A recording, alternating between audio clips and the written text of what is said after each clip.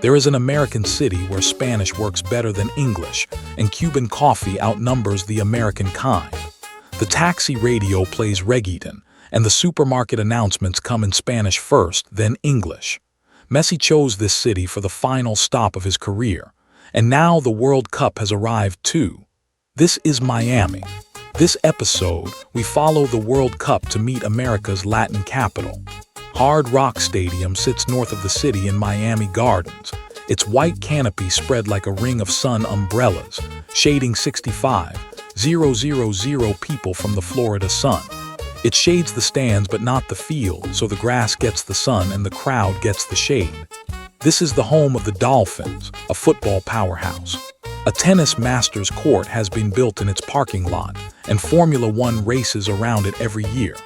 On July 18th, the World Cup's third-place playoff kicks off here, the battle for the bronze under a perfect sun. Miami lies at the very southern tip of the Florida Peninsula, the Atlantic on one side, the Great Everglades on the other, with alligators living in the canals right at the edge of town. Biscayne Bay cuts the city in two, a white skyline on the western shore and long, thin beach islands on the east, with causeways strung across the water like guitar strings. More than 2 million people live in this metro, at an average elevation of just a few meters, the lowest-lying major city in America. In Miami, about 70% of residents speak Spanish.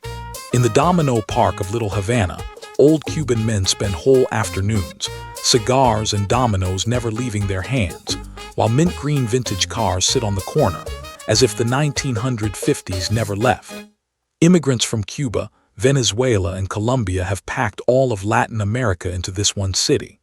Latin money, news, and music all flow in and out of America through here. Even for many multinationals, the Latin American headquarters sits not in Latin America, but in Miami.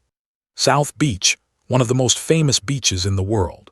Fine white sand, candy-colored lifeguard towers, and a row of Art Deco buildings painted in macaron shades. Hundreds of these buildings went up in the 1930s, today the largest collection of Art Deco architecture on Earth. When night falls, the neon of Ocean Drive flickers on, Latin music pours out of every doorway, and at 3 in the morning the streets are busier than at noon. This city's official rhythm is not 9 to 5, it is salsa. In 2023, Messi landed in Miami. His pink jersey sold out worldwide, and ticket prices jumped tenfold overnight and still could not be found.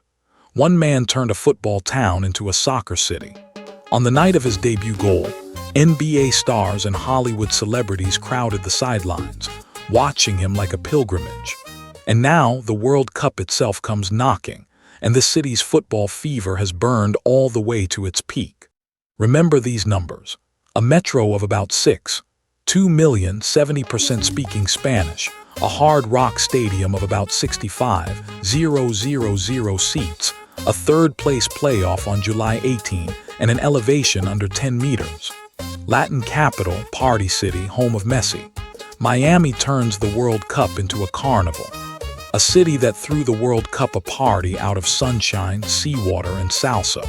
In Miami, even the fans of the losing team can dance their way out of the stadium. Next time, we head north to the birthplace of America, Philadelphia, city of the Declaration of Independence and the Liberty Bell. Follow the World Cup and meet a city. See you next time.